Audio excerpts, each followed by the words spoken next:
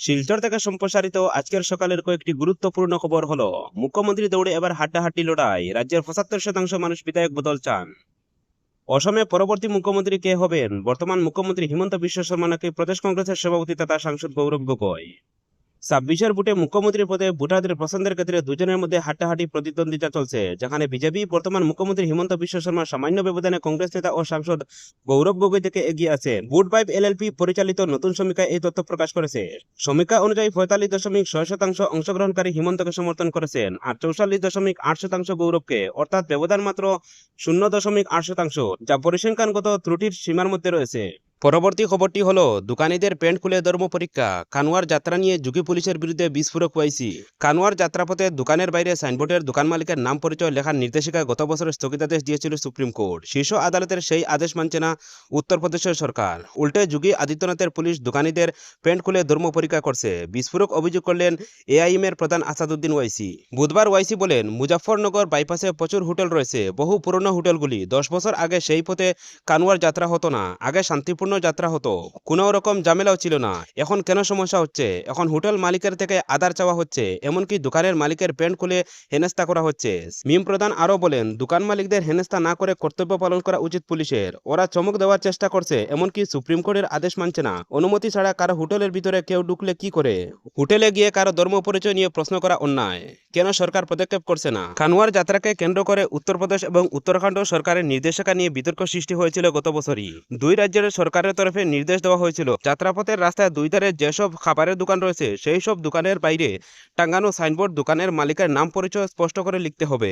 এই নির্দেশিকাকে কেন্দ্র করে বিতর্ক সৃষ্টি হয়। পরবর্তী খবরটি হলো, গোলাঘাটে মুখ্যমন্ত্রী ডক্টর হিমন্ত বিশ্ব শর্মার কনভয়ে আক্রমণের ঘটনার তীব্র নিন্দা জানালো ছাত্র সংগঠন আকসা। বুধবার সাংবাদিক সম্মেলনে ঘটনার প্রতিবাদ জানিয়ে এপিসিসির সভাপতি গৌরব গগৈ বরাক প্রবেশ নিয়ে নিষিদ্ধ ঘোষণা করেছে আকসা। আকসার মুখ্য উপদেষ্টা তথা বিজেপির কর্মী রূপম নন্দী পুরকায়স্থ বলেন, গণতান্ত্রিক আন্দোলনের নামে অসমের চলছে সন্ত্রাসী আন্দোলন। গৌরব গগৈ তার দায়িত্ব পালনে ব্যর্থ হয়েছে। গৌরব গগৈ প্রকাশ্য ক্ষমা না চাওয়া পর্যন্ত তার বরাক প্রবেশ নিষেধাজ্ঞা জারি করেছে ছাত্র সংগঠন। প্রত্যেক আক্রমণকারীরা জাতির কলঙ্ক। গোলাঘাট আক্রমণের ঘটনা জড়িতদের চিহ্নিত করে দৃষ্টান্তমূলক শাস্তির প্রদানের দাবি জানিয়েছেন তিনি। পরবর্তী খবরটি হলো, আন্তর্জাতিক অপরাধ ট্রাইব্যুনালের রায়ে 6 মাসের কারাদণ্ড শেখ হাসিনার। বাংলাদেশের প্রাক্তন প্রধানমন্ত্রী ও আওয়ামী লীগ নেত্রী শেখ হাসিনাকে আদালত অবমাননার মামলায় 6 মাসের কারাদণ্ড দিয়েছে আন্তর্জাতিক অপরাধ ট্রাইব্যুনাল। বুধবার 3 সদস্যের বেঞ্চ এই রায় ঘোষণা করেছে। ওই বেঞ্চের নেতৃত্বে ছিলেন বিচারপতি মো গোলাম মর্তুজা মজুমদার। এই মামলায় গাইবান্ধা গোবিন্দগঞ্জের সাকিব আকন্দ বুলবুলকে 2 মাসের কারাদণ্ড দেওয়া হয়েছে। পরবর্তী খবরটি হলো, পাতারকান্দিতে 4টি বিদ্যালয়ের শ্রেণীকক্ষের শিলান্যাস কৃষ্ণেন্দু পালের। গ্রামীণ ও চা বাগান অধ্যুষিত অঞ্চলে শিক্ষার্থীদের ডিজিটাল শিক্ষা, পড়াশোনার সুযোগ এবং শিক্ষকদের আরামদায়ক পরিবেশ নিশ্চিত করার লক্ষ্যে আসাম রাজ্য সরকার একের পর এক প্রকল্প বরাদ্দ করে চলেছে।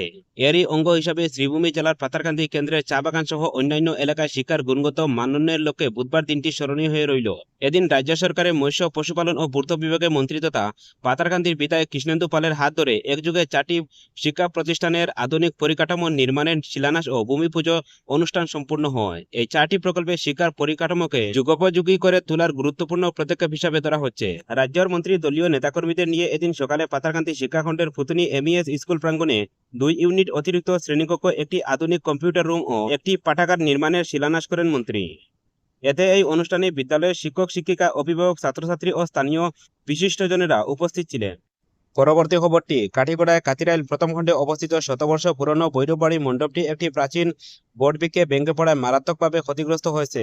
মণ্ডপের ছাউনি ও কাঠামো ভেঙে পড়ায় বর্তমানে সব ধর্মীয় কাজকর্ম স্থগিত রয়েছে। মন্দির পরিচালন কমিটির সভাপতি হরিপদ ঘোষ, সম্পাদক শ্যামগু, ভুটান রায়, দুর্গা মালাকার সহ অন্যান্য কর্মকর্তারা জানান, এই মণ্ডপটি দীর্ঘদিন ধরে এলাকায় ধর্মীয় ও সাংস্কৃতিক কর্মকাণ্ডের কেন্দ্রস্থল। দুর্গাপূজা, কালীপূজা, নাম কীর্তন সহ অন্যান্য অনুষ্ঠান এখানে অনুষ্ঠিত হয়ে থাকে। তারা অভিযোগ করেন, রাজ্যের বিভিন্ন মঠ ও মন্দিরে সরকারি অনুমোদন প্রদান করা হলেও ভৈরববাড়ি মন্দির এখনও তা থেকে বঞ্চিত। দ্রুত সংস্কার ও পুনর্গঠনের জন্য রাজ্য সরকারের কাছে আর্থিক সহায়তার আবেদন জানানো হয়েছে। এ বিষয়ে বরাক উপত্যকায় উন্নয়ন মন্ত্রী কৌশিক রায়ের হস্তক্ষেপ ও কামনা করা হয়েছে। স্থানীয়দের আশা, প্রশাসনের সহযোগিতায় শীঘ্রই মণ্ডপটি পুনর্গঠিত হবে এবং ধর্মীয় কার্যক্রম আবার চালু করা হবে।